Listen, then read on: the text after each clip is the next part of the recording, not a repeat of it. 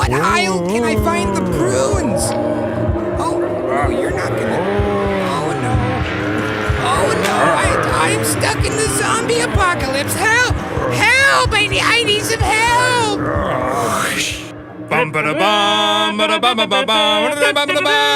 Oh, my goodness, Daily Solutions, man. I genuinely need some help right now.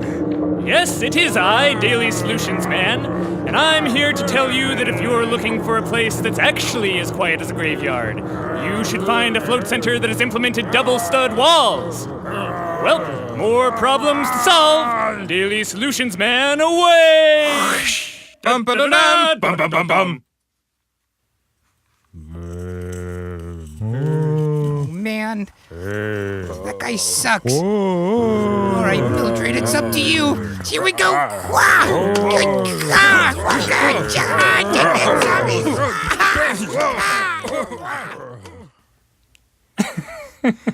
Okay. All right, welcome. Yep. Another totally normal episode of the Daily Solutions podcast over here. Just another day here in the studio. I am Graham. And I am Ashkahn. And today's question is, how did you finance everything initially? Me?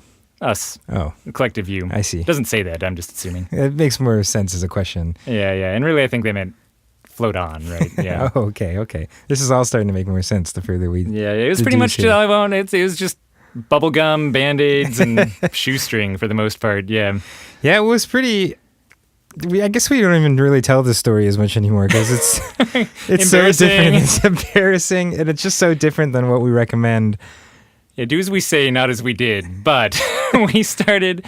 We funded it ourselves. We didn't take out a loan. We didn't find investors. We had way too little money that we'd saved up. Yes. So ours is a story of super bootstrapping.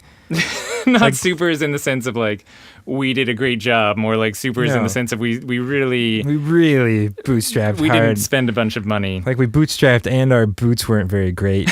And their straps basically didn't even exist. Yeah. It's like boot moccasin strapping moccasin lacing. It was rough. Anyway. Yeah, so and the result and we shouldn't have. It was really fueled by ignorance. We didn't know what we were doing. We were young and foolish, and we did everything wrong, and it cost us way more money and time and heartache in the long run as a result of doing this. But, yes, how we did it was we didn't take money from anyone. We invested our own savings, and we just put in a ton of sweat equity. An insane amount. I mean, to the point where anywhere where we were just allowed to do our own construction, we were doing it starting up. We didn't hire any graphic designers to do our graphic design. For laying pipes under our concrete, we were the ones who were cutting up the concrete. We were digging the trenches. Then the plumber would come in, actually attach all the pipes and lay them down, and then we'd fill in the trenches with dirt. And we'd lay the concrete on top of it just to make sure that we're not spending unnecessary money on plumbing labor. At 3 a.m, we'd be going in the middle of the night so the crew could keep working as fast as possible and hauling out big chunks of rocks and concrete, and it was nuts. I mean, it was a very tired period of my life. The mornings started with me cruising over to Ashkahn's house and calling to let him know that I'd showed up, and I didn't realize at the time that Ashkahn is just made of sleep, which maybe you didn't realize until this story. But it turns out when I'd call him was when he would wake up and just really quickly throw on clothes and stumble out to the car, and we'd start going. This would be 6 hours after I dropped him off at the end of the night to go get some rest. Yeah. We were really tired. We were crazy. We didn't know what we were doing, and we were just fueled by optimism, caffeine, and passion. And luck. I mean, there is definitely a we probably healthy shouldn't have dose of luck. succeeded. To tell the truth. It should have crashed and burned, is what. We should have lost all of the little money that we did invest. We got really lucky with float tanks. We partnered up with someone in town who had a float tank up and running and another one in storage, and we just got good timing with another float center in Oregon that had shut down. Yeah. This great guy Keith, who was down just at the southern part of Oregon in Ashland. And he pretty much just gave us his tanks for a tiny down payment that we forced him to take, so the tanks felt like ours, and a couple $100s a month, which, again, back then there was no place to float, so he was probably at a loss for who. I mean, he told us he was either going to throw them into storage or let us use them. And was a cool enough guy. He's like, look, I'm not in a rush to get paid. I'd rather see the float tanks in use than sitting in storage. And so just pretty much gave them to us on a prolonged, really small lease until we could pay them off. So yeah, we had 4 float tanks for a petty amount of money, like a couple $1,000s in cash, and all of a sudden we had 4 float tanks at our disposal. So that's just pretty much dumb luck. Totally dumb luck, yeah. And then the rest of it was really we just cut a lot of corners, and all of them came back to screw us over later. Like that, we did all this initial construction, and we did it all on a dime, and we tried to save money everywhere we could, and none of it lasted longer than 2 years. Yeah. Maybe some of it lasted well less than that. And like 2 months in, we realized we'd made pretty much like 1 week in, we realized, we shouldn't have painted our floors, right?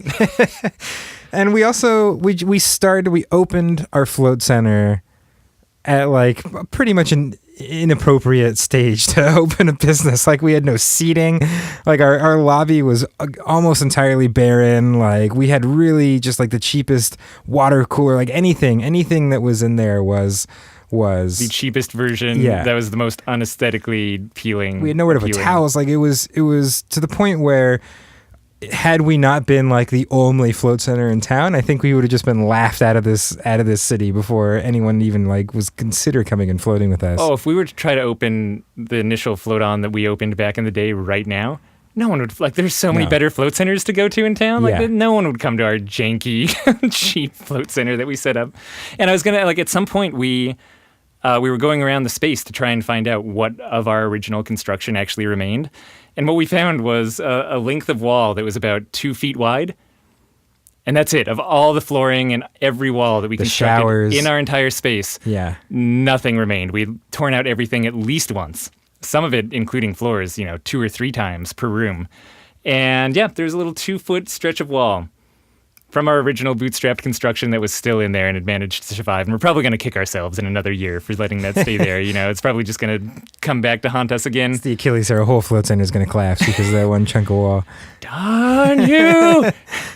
So, I mean, and maybe we should say some positive things, because I feel like to our credit, it forced us. I mean, this is the whole benefit of bootstrapping, is it forces you to sink or swim. And so like you don't have a cushion to have your bad ideas keep going and have no idea that you're doing a terrible job running a business. Like we had to real fast figure out how to run a successful float center and get people coming in and get them floating and get them having good floats and having them come back and continue to pay us. Like, I mean, we had no runway. Like if we weren't profitable within the first month, we were going to go bankrupt and close our doors. Like that was it.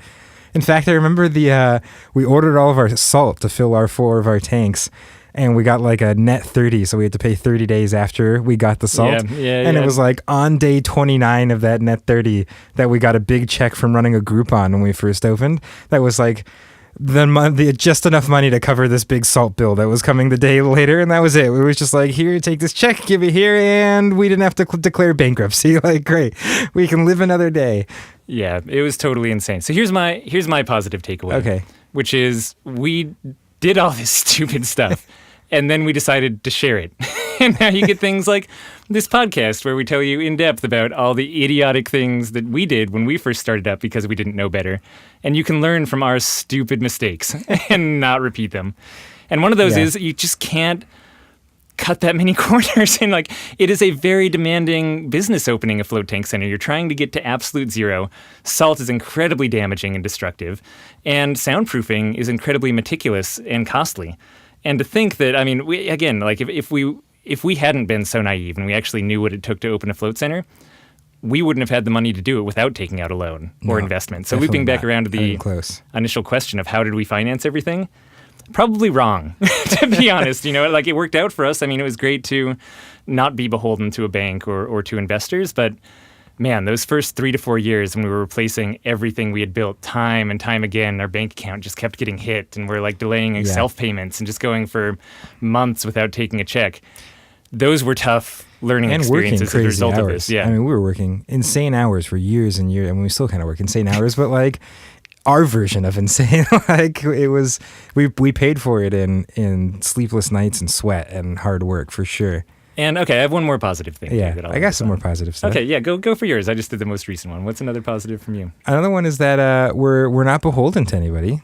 Like we have a lot of crazy ideas with how we want to run a business, and we get to do those crazy ideas, right? Like we don't have anyone who's like, no, that's not how you like are supposed to hire managers, or like we just get to do whatever we want. And that's because we don't have to answer to anybody because we didn't take money from anybody.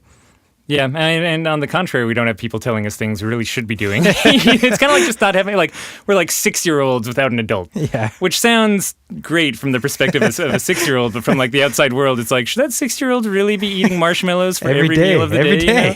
That's what I'm saying. It's been great. Yeah, it's true. It has been great. Again, I just sometimes feel like we shouldn't have been allowed to do everything that we wanted, you know?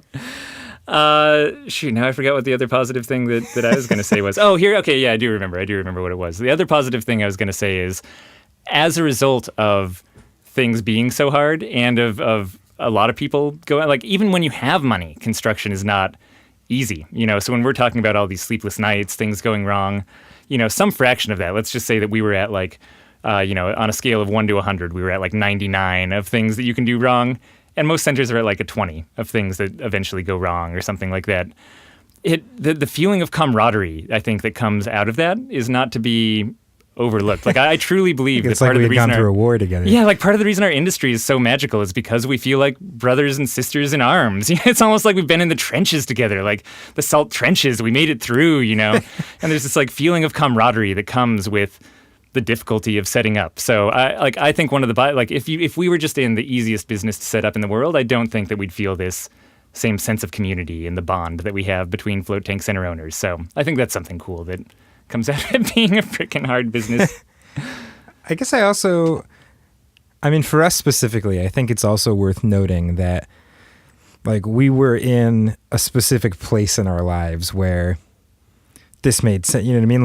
Like being so just like risky and on the verge of collapse at any point was easy for us because, you know, worst case scenario, the business shuts down and we're like, you know, eating ramen for None dinner. of the founders were married. None of the founders had children. Yeah, and that's where we started there. Like we started by like sitting around and eating ramen. Like we had really nothing to begin with, so that we had nothing to lose. And it made the whole thing so much easier, you know, like all the risks of us going into this without any money or any safety net or any of that, it just didn't matter as much for us because there was not enough infrastructure in our lives to begin with to feel like we were putting much on the line.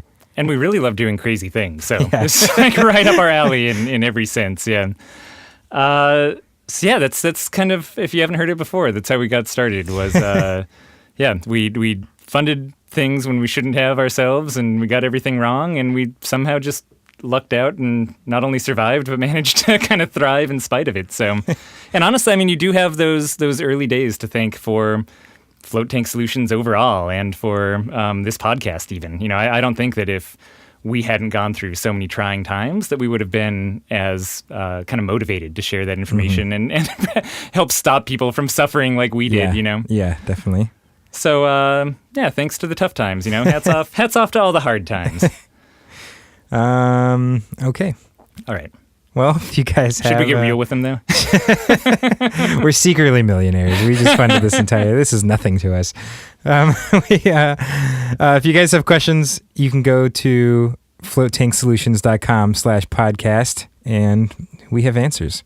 So, tons of them. Yeah. And we actually have a bunch of things pre-recorded just waiting for you to send in the right questions. That's right. So, just a soundboard of different answers that we'll string together for you.